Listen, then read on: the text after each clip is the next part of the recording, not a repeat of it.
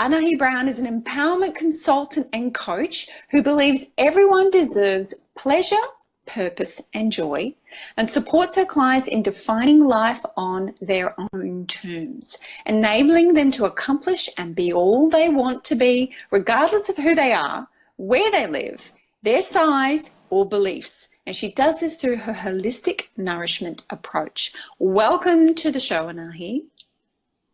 Thank you so much. It is such a pleasure. I know.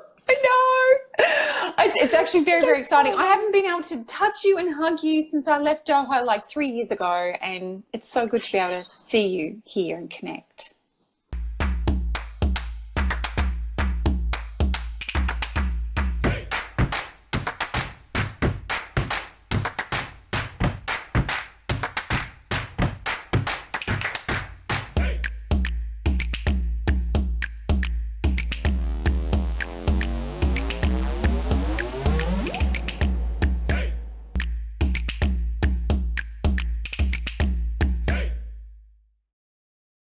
Let's talk about, the stresses of modern day life. So one of them is this globalization, this mix of identities, where do I belong and who am I and how should I show up in the world? And then, as you mentioned, there's this hyper connectivity where we can jump on a Facebook Live and talk to you in Qatar, and you can be with me in Brisbane, and we can share our worlds, but we can't physically touch and hug and have that natural, physical connection that human beings really crave. So considering all of that, the expat lives, the blending of cultures, the hyperconnectivity, but the loneliness, what do you say are some of the unique stresses that we experience in the modern day world? Well, I think that to begin with, we do need touch, and it's something biological. We needed to connect, but also we needed to inform our bodies who our tribe is. And something, I think that one of the saddest things that's happening in today's world is that we don't touch enough, even in schools. I used to be coddled by my teacher, which I'm very grateful that Matthew is coddled by his teacher. But we need to remember that when we touch, we're not just starting some hormonal pathways for oxytocin and feeling connected, but we're also passing by microbiomes from one to the other. We're getting a richer support system and immunological support, right? We don't have that anymore. I think that another massive stressor that we have today is that social media makes it very easy for us to be fake. Not because we want to, not because you sit in your computer and you say, I'm just going to post a photo of me talking my tummy, but because the competition, it's so high, the bar is so high, and it's because social media and mass media are doing this. Your perspective as a women's empowerment and nourishment coach and consultant, what are some of the illnesses that you're seeing are more prevalent, and what are some of the success strategies that you would recommend for people? The first thing that I see all the time is depression. Depression masquerades as many things, but depression nonetheless. I am shocked at the amount of women and men, but I focus on women mostly, right? That are experiencing extreme fatigue symptoms, that are depressed, that are suffering from thyroid problems also, that are having fertility issues, all of these things, and we just keep adding pills. We just put in patches, and we're not talking about it. To me, depression is the most complex one, because I believe that it's a root, and at the same time, it's a symptom. So when you are depressed, everything else that you see that you're physically feeling can be disregarded because, what do I know? Or I don't belong, I don't deserve to get help for this and for that. So you go for years with untreated issues that you just say, it's just me because you are in a state of depression. You are so exhausted and so drained that you cannot move forward. And so you wait 5 years to go for a checkup instead of 1, even though you have been in pain for maybe months or years or decades, But also I think that, and this is not a physical disease, but it's a social disease, is that we have a bunch of women and men walking around the planet completely purposeless. So we wake up, we are in this, like a hamster, you know, we wake up, we check our phone.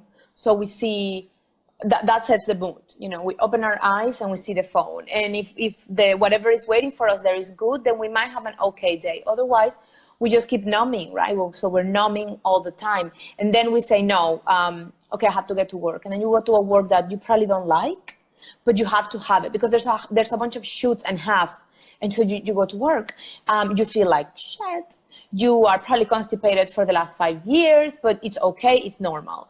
You don't sleep well, it's normal. You don't talk to your spouse or your partner or your friends, it's normal.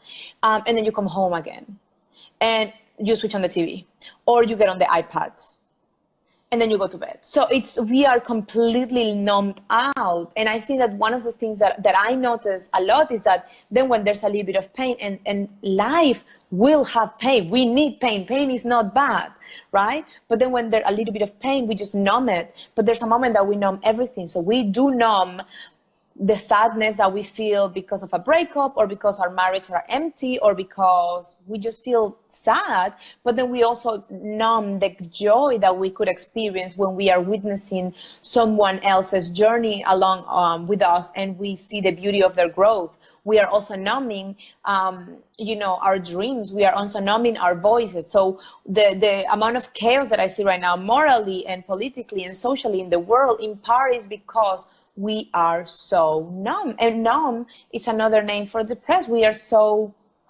exhausted, especially women. We are undernourished, underslept, overworked, exhausted. And then on top of that, physicality of that, when we take our phones out or when we take a magazine out, we are facing these images of other women that look like they had their shit together and they look so pretty. And we're like, well, I'm a big fat failure. Why don't I even bother? I'm just gonna go have a drink, or I'm just gonna go, you know, online shopping, or I'm just gonna go and sleep because I can't keep on failing in every single level of my life, you know?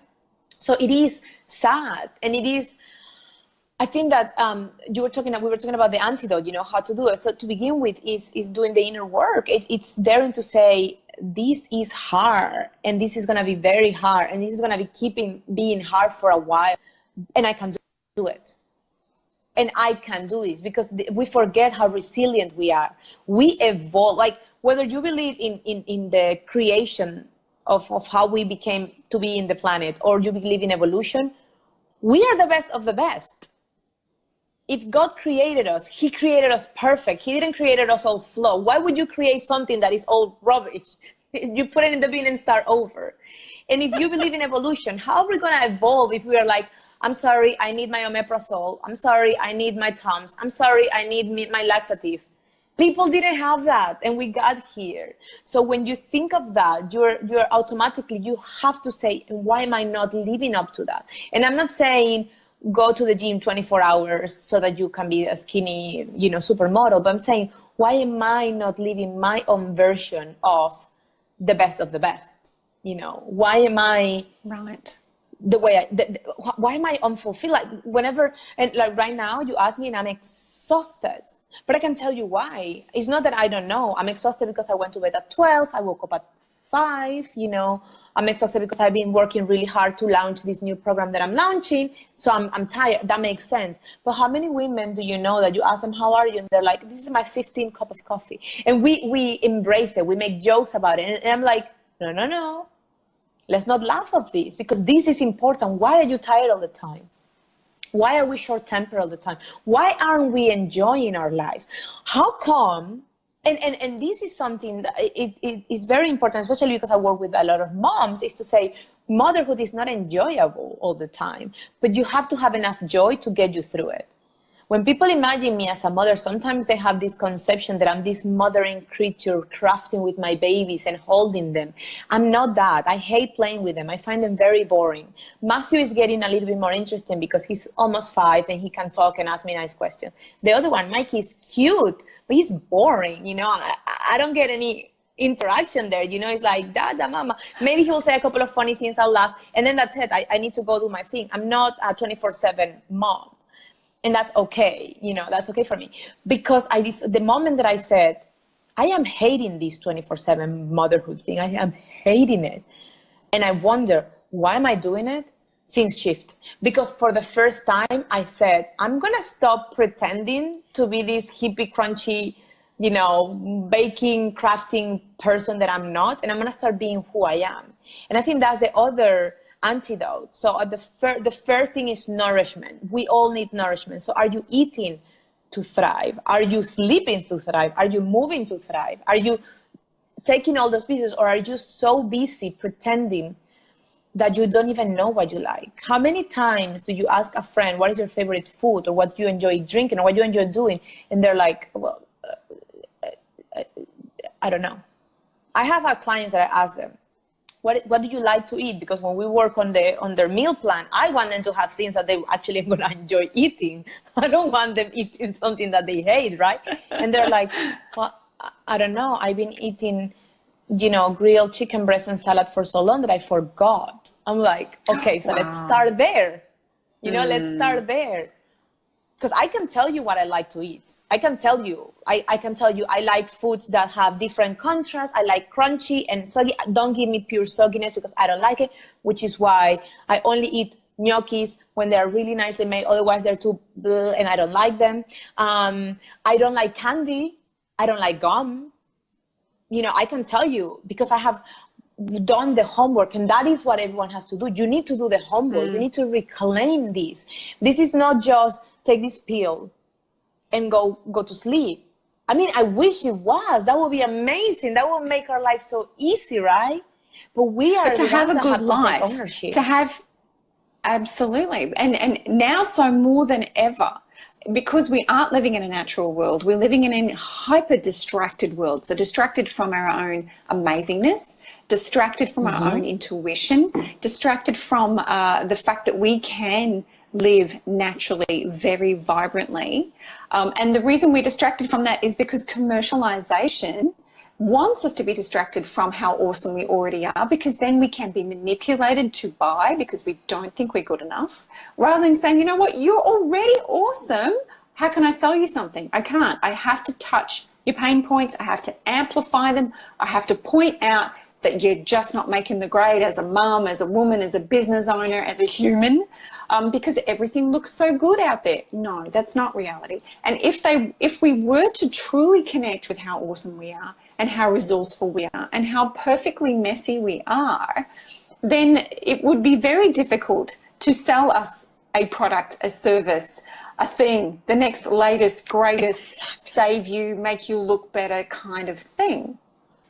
Exactly. So you touched on a couple of things. One is that physical nourishment. One is that, which is through food, also through touch, and then reconnecting with yourself and doing the work that is required to reclaim and put a plan in that you can become the most vibrant version of yourself. So what do you take your clients through? So you're taking them from distressed, depressed, distracted through to the best version of themselves. What's the process? Yes. So normally we have an intake session where I just want to, because people might think they know what they want at the beginning or what they want to show me, because that's the other part. Sometimes they send me an email and they're like, this is what I want you to fix. So when we meet the first time, I just want to really get to know them. So we have a questionnaire, we go through it. And then I tell them, okay, so I divide our nourishment in 6 areas. So you have body, mind, relationships, emotions, purpose and meaning, and resources. So from those 6, you have to choose which area you're going to focus on. And normally they choose 2 or 3. And then from there, we start doing it. And I said, I get a lot of people in Qatar, I'm more known for my paleo keto approach to food, right? So, and I always tell them, yes, I can coach you into a ketogenic diet if that's what you want, but you need to know that I am not a nutritionist and I am not just a nutrition consultant. I am not just going to give you a list of things that you can and cannot eat and at the end of the week say, congratulations, you lost 5 kilos. That's not me.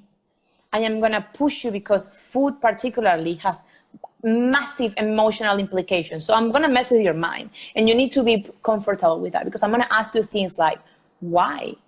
And this is something that actually came from a beautiful, soulful conversation that I had with a friend who has multiple sclerosis. And we were talking about what she was doing to keep her MS in remission, and what I was doing to keep my Hashimoto's in remission. So we were just, you know, comparing notes, and I take this, and at this time it helps me. And I was like, well, you know, now I'm adding this to the food, and I noticed that it, you know, like that. And she said, but the most important thing is that now I wonder, why do I want to heal? And that question opened a whole universe to me, because that's one of the questions that I ask my clients. Why do you want the life that you crave? Because if you want the life that you crave because you feel that you need to tick the box, I'm not your coach. Now, if you want the life that you crave because you want to take your game to the next level and serve and reach that purpose that you have from a place of complete empowerment, I am your coach. Right. You know, so Beautiful. My anchor, right. and I use I can't remember the name of the guy. It's a process called 7 layers deep. So I will ask you why 7 times, and I will just keep tweaking with it until we get to the root, you know. And 7 times enough, asking and this why. Yeah. So you go 7 layers deep. So for example, Mary comes and says, I want to lose 10 kilos. Fine, fair enough. Why? Well, you know, I have 2 kids and I'm very tired. And when I try to play with them, I feel that I'm like all over the place. Okay, why? Why do you want to play with them? Well, you know, I have really fond memories of my mother playing with me, and I want them to have those memories. Okay, why do you want them to have those memories? Well, because, you know, I feel that otherwise they're going to feel really lonely, and you know, they might be bullied or they might become bullies. Okay, why do you care that they might be bullied or might become bullies? Well, because, you know, I was bullied in school and I suffer a lot, and my mom sometimes wasn't there. Okay, why? So you keep going until, and then you're going to get a real core belief. And the core belief 99.9% of the time is about worth. And it's about, I am not worthy. One way or the other is going to be, I'm not worthy. And I want to feel worthy. We do things because we want worth. We want to earn our right to be here, you know, especially for women. We are constantly trying to prove that we deserve anything. How many so we of work us, harder, we try harder, we want to be more beautiful, we want more clothes, we're good girls. We strive more, right? We please more, we be less, or we be more because we're trying to validate that it's okay for us to be here. I'm going to give you an example. This webinar that I did last week, right? No, this week. I did this week. I'm doing one next week again. I choose to hire people to support me with the technological part that I have no minus 25 interest in learning, right? And that costs money. Money doesn't grow on trees. So I touch my bank account and the family bank account sometimes move like that. Most of the time they're separated, but sometimes move like that. And in the process, I touch some of the money. And I felt this need to justify myself. I felt the need to tell my husband, you know what, I used $200, but wait, before you say anything, this is what I'm gonna use it for. I use it for this, for that, and my husband is like, I don't care, this is your business. We are investing in your business. You do what you have to do. But I already have that reflex. I go to the supermarket and I see a nice body wash, and after I read the ingredients and make sure that I'm not putting poison on my skin, I check the price, and is that whole, am I worth it? Can I? And it's not because we cannot afford it. Alhamdulillah, thank God we can. But it's because I still am battling with this sense of worthiness, you know. When as women, we are, even from another example, because everything goes back to worth. When as women, we are attacked by compliments that are really not what we want, or we receive messages saying, oh, sexy mommy, or whatever, and we don't speak up, we are saying, I am not worthy of defending myself. As a woman, I need to keep quiet and look to the side, because then my aggressor will leave. So one of the things that we do when we are reclaiming ourselves, when we are doing this process of saying, no, I get to defend myself, is to start speaking up. And speaking up it starts with, I'm going to speak up and I'm going to order in the restaurant what I want to eat. Even if I haven't eaten in 25 years because I've been dieting, this is what I like. Speaking up and reclaiming is saying, I hate broccoli and I'm not eating broccoli ever again. Or I love mashed potato, and once a week I'm going to have a big bowl of mashed potato with butter and cream, you know. Oh my gosh, Or, like now I want mashed potato. There we go. Or I am going to go to bed at 7:30 and I don't care what happens. Today I'm going to bed at 7:30, or I am going to invest in my education. When we start, and a friend told me something really special about here, Qatar, right? We went to see this movie and I got very pissed off about one of the comments that they were made, and it was a feminist movie. And then I was like I wanted to shout. And then I said something, I lift my hands and I said something like, we need to tell our story, etc. And I was very passionate. And my friend said, you know what, you think that they're not paying attention to you, but the reality is that sometimes revolutions start with whispers. And that's how our journey from undernourished and empty and broken towards fullness starts. It starts with a whisper. It starts with us centering ourselves and saying, how can I nourish you today? How can I serve you? What do you need? And sometimes the what do you need is space. That's going to be the first. The first whisper is just space or peace. And then as we listen to it and we nourish it, the voice starts to go strong and strong and stronger until there's a moment where the world bashes you and you're like, oh, hell no, you're Wonder Woman all over the place. And you're like, no, this is my space and I own it and I have a right to be here and I will take as much space as I flipping want to, and you will take it because this is my right. But we don't go from small and quiet to blah. We go from small and quiet to, and we start to embody ourselves fully when we do it every day. And that is the beauty. What happens when a woman does that? What happens when a woman finds her voice and owns her space? What happens then? I think two things happen. One, she's unstoppable. And two, she feels a need to tell all her sister women to do the same. And that's what happened to me. So the first thing that happened to me was that I was allowing myself for the first time to say the things that I thought nobody could hear without judging me and saying, I don't care if they judge me, this is my truth. And the other one is to say, this is so good that I need to share it with every woman I know. And I cannot keep quiet because you don't care. And what happens to their health and their impact on the world when they get to that point? Well, in terms of health, automatically your stress levels are going to start lowering because you are not constantly shushing yourself. So you stop attacking yourself, your cortisol goes down, and all the other systems start to work better. But also because you are prioritizing on you, you feel stronger, you feel more alive, you have energy, all of these things. And then on top of that, you begin to speak up on things that matter to you. And we all have a strong moral compass. Not everybody was born to be Malala or Mother Teresa, but in our own way, we can all create a big dent on the world. And the dent starts to be stronger, and you start to see changes happening, and you start to see groups of women joining hands to support maybe disadvantaged populations, or you start see mothers getting together to solve problems that are important for them. Because the problem is that the biggest issue that we have is that we always have an external savior, right? We have this paradigm that someone from outside has to come and rescue us. And it's not just for women, it's third world countries, it happens. We always are, which is why we love going to the doctor, because it's a expert, it's gonna tell me how to fix me, right? But when a woman is empowered like that, she is her own expert and she knows what to do. And that you start to see these beautiful NGOs working around problems that you didn't even know existed, because they are more empowered and they're like, I can see, I see a problem here. And you start to see compassionate and conscious companies flourishing.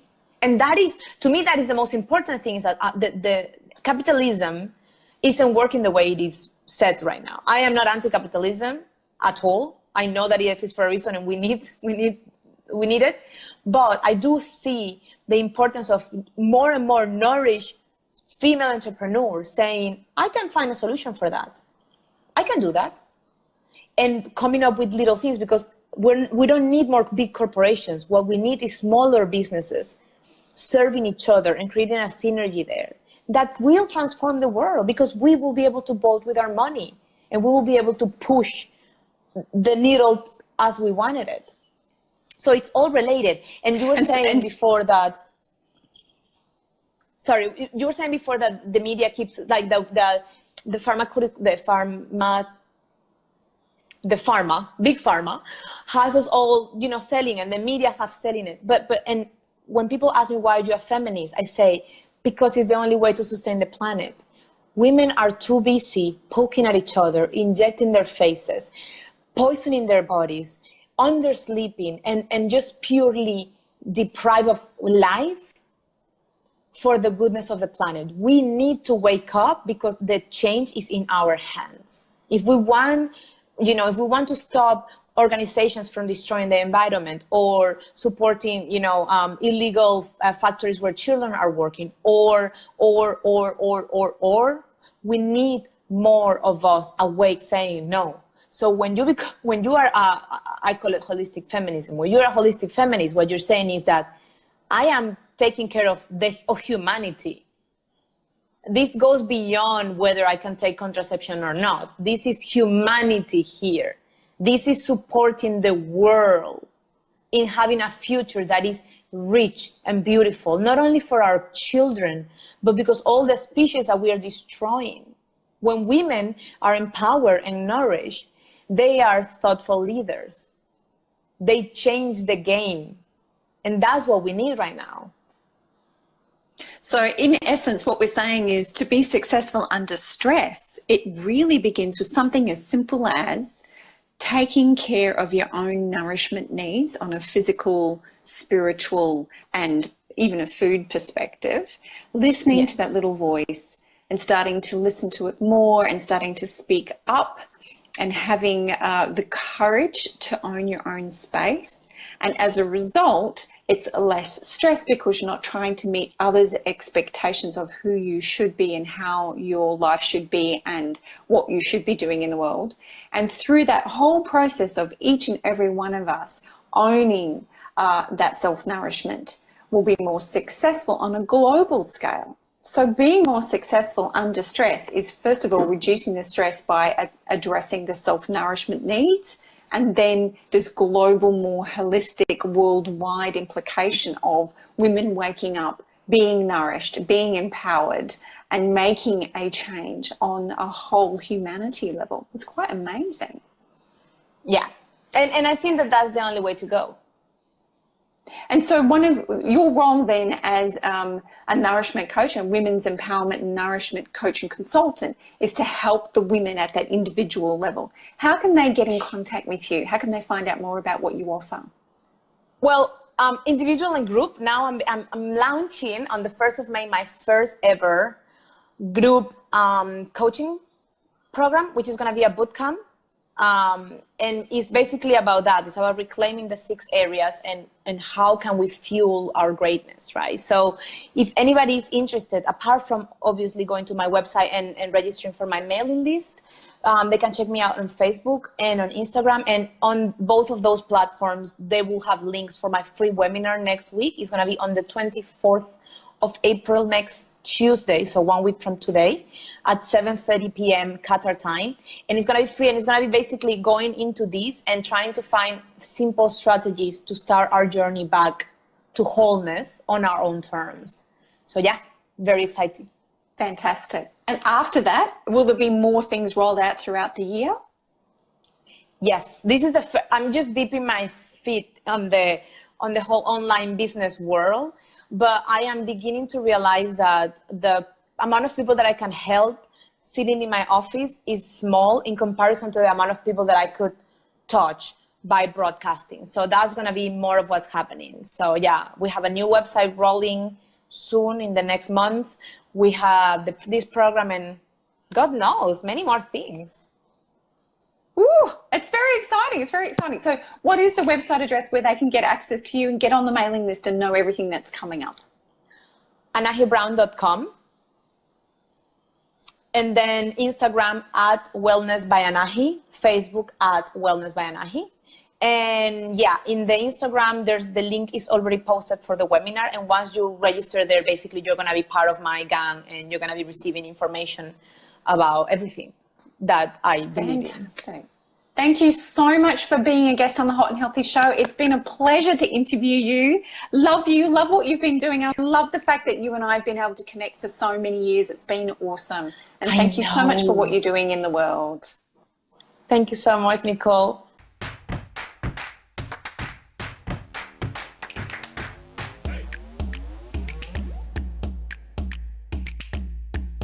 If you like this episode, make sure you hit the subscribe button and go and check out all our other videos. I'll see you in the next one.